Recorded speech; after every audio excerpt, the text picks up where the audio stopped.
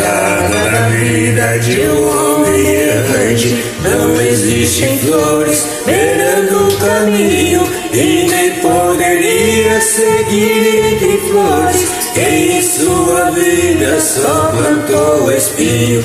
É nesse martírio que hoje eu vivo. Sigo tropeçando na estrada da vida, e uma ramagem cheia de espinho cobriu minha estrada, cercou meu caminho. Agora estou num beco sem saída.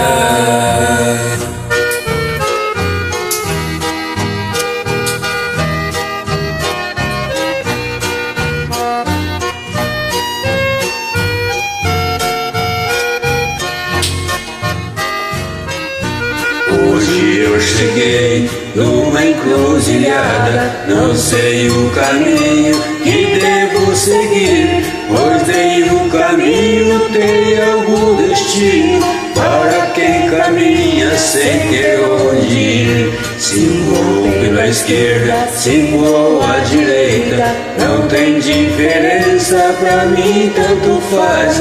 Quem está seguindo o rumo do nada, não é necessário escolher estrada. Pode ir em frente ou voltar para trás.